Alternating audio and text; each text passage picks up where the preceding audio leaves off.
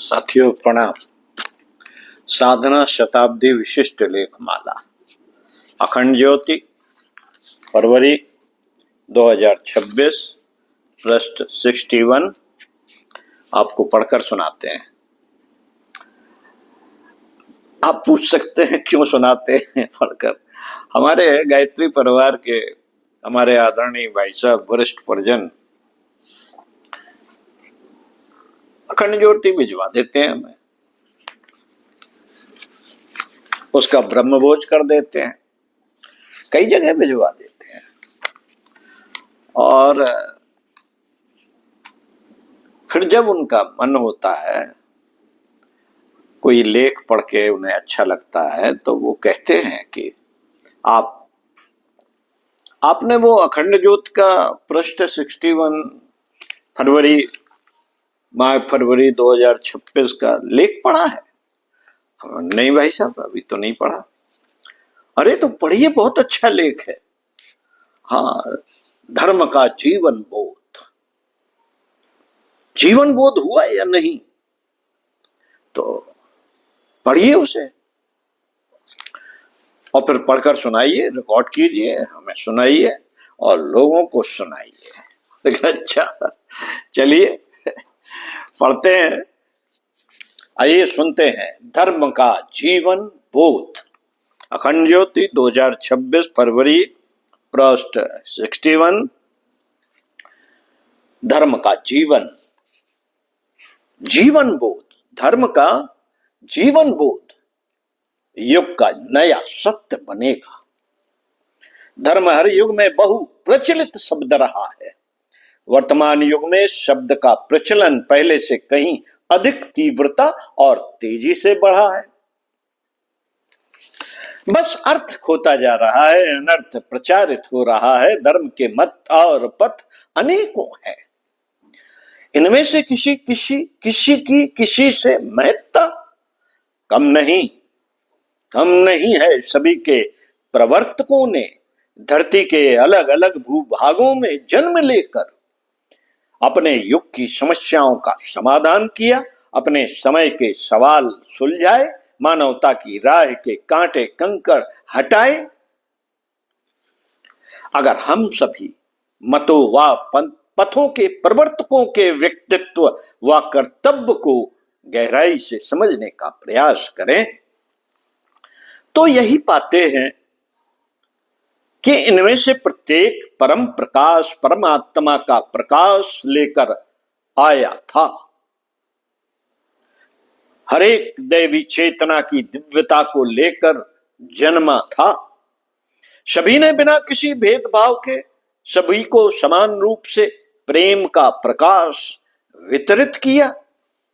सभी ने इसे मानव समझ की विचित्रता और विडंबना कहेंगे कि प्यार प्यार प्यार प्यार जिनका जीवन मंत्र रहा, उनके नाम पर विवाद फसाद किए जा रहे हैं। उनके अनुसरण का दंभ भरने वाले दंगे कर रहे हैं।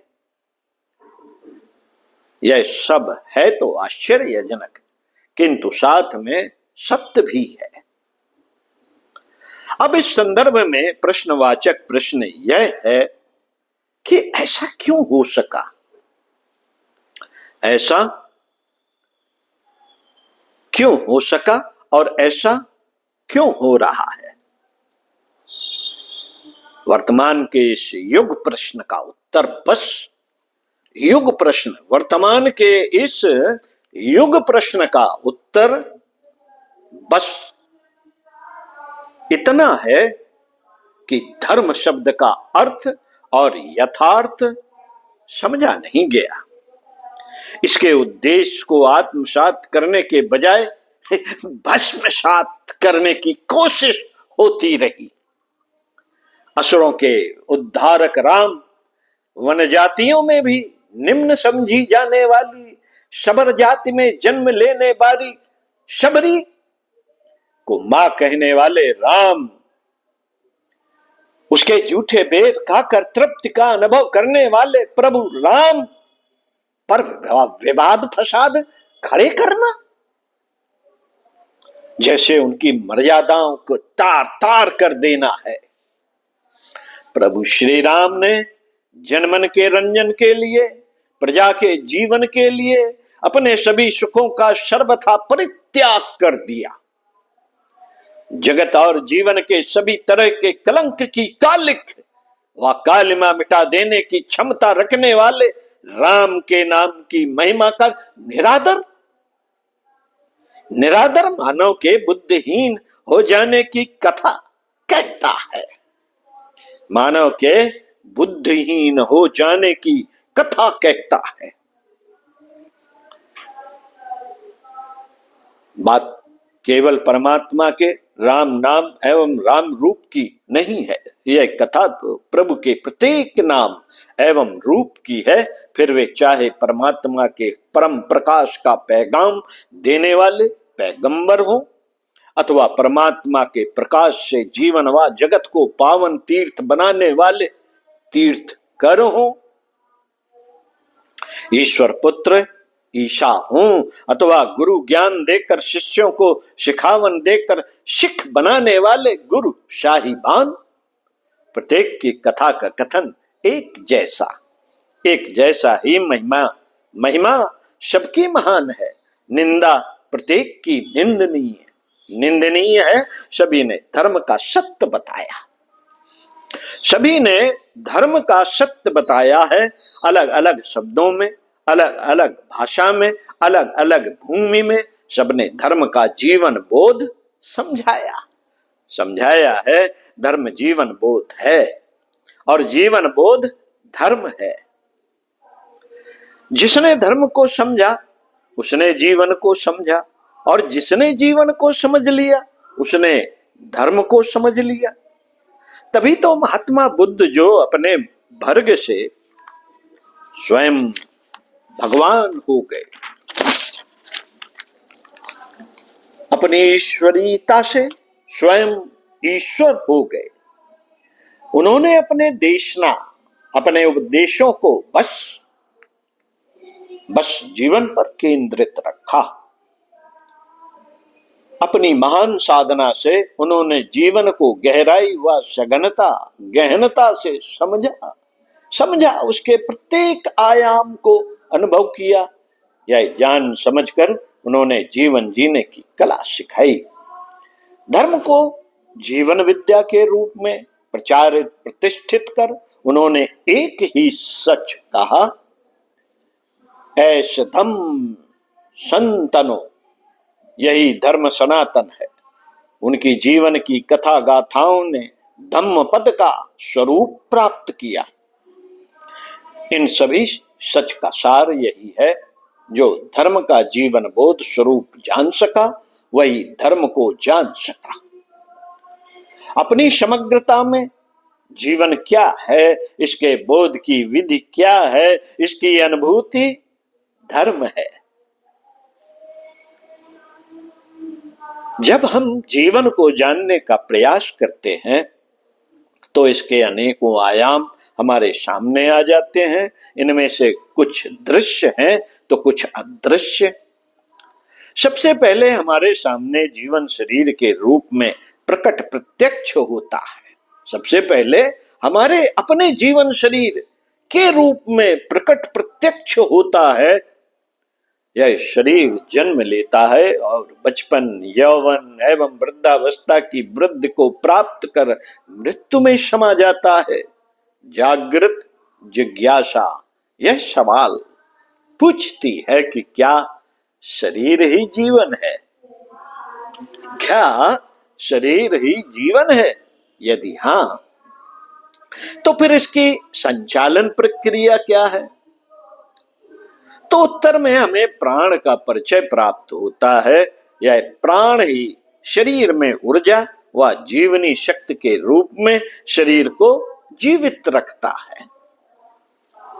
इसका अर्थ यह हुआ कि शरीर व प्राण मिलकर जीवन को परिभाषित करते हैं। तब फिर हर्ष शोक की कथा क्या है? सुख और दुख की कथा क्या है? फिर इस प्रश्न का उत्तर मन में समाया। मन के विचार, भाव, स्मृतियां आदि सभी मिलकर जीवन की दशा और दिशा का नियमन निर्धारण करते हैं। इस मन को की परतें कुरेदने कुरेदने मन की परतें कुरेदने पर बुद्धिमत्ता प्रदान करने वाली बुद्धि के अनायास दर्शन हो जाते हैं। बुद्धिमत्ता प्रदान करने वाली बुद्धि के अनायास दर्शन हो जाते हैं। तब फिर से सवाल यह उठता है कि यदि सभी का जीवन समान रूप से शरीर प्राण मन के सूत्र में पिरोया है तो फिर इस समता में विषमता कहां से आई? फिर प्रश्न, अलग अलग मन स्थित व अलग अलग परिस्थितियां कैसे बनी? यह प्रश्न चित्त के चिंतन एवं चेतना के दर्शन कराता। चित्त के चिंतन एवं चेतना के दर्शन कराता है। इसकी व्यापकता व गहनता में हमें कर्म राशि संस्कार व प्रारब्ध का परिचय मिलता है।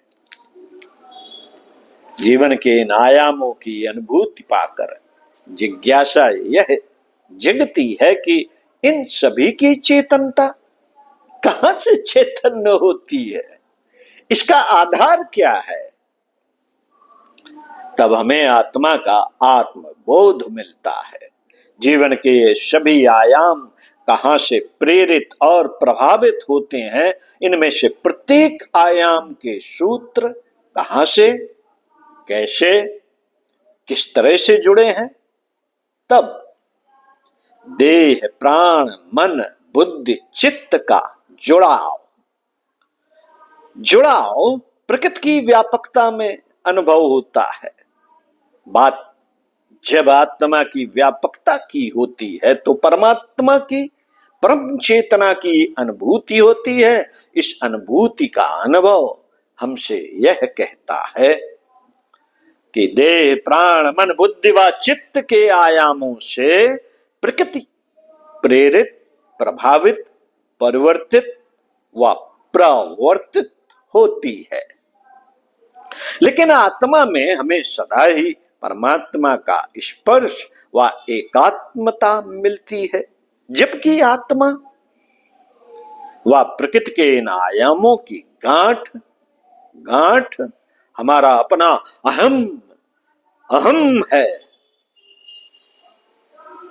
हमारा अपना अहम है। इन सब को सूक्ष्मता समग्रता व संपूर्णता में जानने का प्रयास करना और जान लेना जीवन बोध है। जीवन बोध यह आसानी से नहीं होता। प्रायः देह में अटकने व मन में भटकने में ही हमारी जीवन अवधि क्षीण हो जाती है। इस अवधि में प्राण पोषित होने के बजाय हमारे जीवन के रंग ढंग के कारण शोषित होता रहता है। ऐसा केवल इसलिए होता है क्योंकि हमें सही से जीना नहीं आता। जीने के ढंग हम नहीं सीख पाते हैं। प्रकृति से पोषित होते हुए प्रकृति को पोषित करने की सिखावन हम नहीं सीख पाते।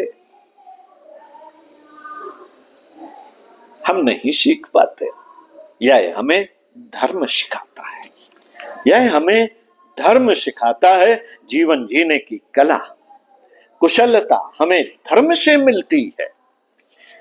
इतना ही नहीं, जब धर्म जीने के सही तौर तरीके सिखाने के साथ आत्मा की अनुभूति का ज्ञान देता है तो यही जीवन जीने की कला व कुशलता जीवन विद्या बनकर प्रकट होती है। जीवन विद्या में धर्म का जीवन बोध समग्रता से प्रतिष्ठित है। यही धर्म है। यही धर्म है और धर्म जीवन का सार है। अन्य सभी बातें धर्म से जुड़े अथवा जोड़े गए सच बस धर्म का कलेवर है, इसका बाहरी आवरण है।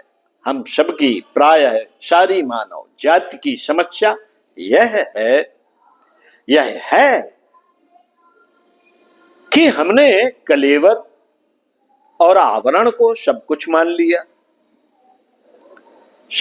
लिया है और सार को निस्सार समझ बैठे हैं। यह तो वही बात हुई जैसे कोई नारियल का खोल खाने लगे और उसकी गिरी व जल को फेंक दे। कुछ इस तरह जैसे हम सब्जियों व फलों के छिलकों को तो अपना भोजन मान लें और इसके गूदे व रस को फेंक दे। अब केले के छिलके को खाकर अंदर के केलों को फेंकते रहना बुद्धिमानी या समझदारी नहीं होगी। लेकिन अभी की स्थिति में यही नासमझी की जा रही है और इसको समझदारी मानकर झगड़े दंगे किए जा रहे हैं। वर्तमान का यह सच भविष्य में रहने वाला नहीं है। नव युग में धर्म जीवन का बोध बनेगा। धर्म जीवन का बोध बनेगा तब धर्म के नाम पर विवाद फसाद करने वालों पर लोग उसी तरह से हंसा करेंगे जैसे आज हम सब बंदरों की करतूतों एवं कारनामों पर हंसते हैं।